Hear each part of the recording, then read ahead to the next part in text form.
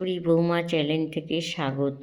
আজকে বৃহস্পতিবার, তা ভাবলাম আপনাদের একটু উচ্ছে একটু অন্যরকম করে ভাজা দেখাচ্ছে। উচ্ছে তো অনেক সময় সিদ্ধ খেয়েছেন, আর এবার উচ্ছেটা শুধু ভাজাও খেয়েছেন।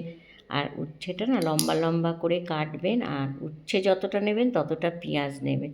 দেখবেন হেভি লাগবে খেতে, গরম ভাত দিয়ে শুধু ওই দিয়েই ভাত খাওয়া হয়ে যাবে। আমি প্রথম পেঁয়াজটা দিয়ে আর এদিকে উচ্ছেটা কেটে না একটু নুন মাখিয়ে রেখেছি, কেন জলটা পড়ে যাবে, নরম হয়ে যাবে।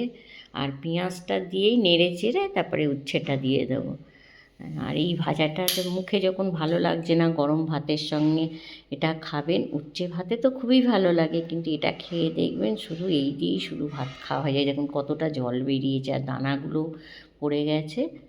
আর এবার একটু নাড়বো, নাড়তে নাড়তে দেখবেন এবার এটা না আস্তে আস্তে তোমার আর কি জলটা শুকনো হয়ে যাবে।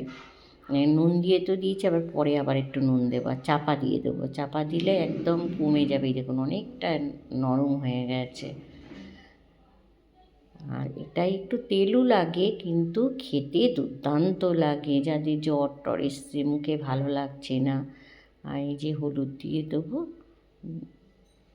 দিয়ে এটাকে ভালো আপনারাও খেয়ে দেখবেন। এমনি উচ্ছে মশলা অনেক কিছুই তো ভালো লাগে, নুনটা অল্প দেবো, কেন নুন তো দিয়ে রেখেছিলাম ওই জন্য। আর দেখবেন তিতো, এরা বাচ্চারাও খাবে, যারা বাচ্চারা খায় না তারাও খাবে, কেন যেহেতু পেঁয়াজ দেওয়া একটু। আর এত ভালো লাগে এটা কি বলবো। আপনারা কেমন করে কেমন উচ্ছে ভাজেন সেটা জানাবেন।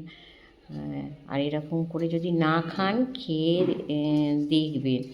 আর আমাকে একটা লাইক কমেন্ট শেয়ার করে দেবেন যদি ভালো লেগে থাকে। আর এটা রুটি দিয়েও খাওয়া যায়, কিন্তু গরম ভাতে খুবই ভালো লাগে খেতে।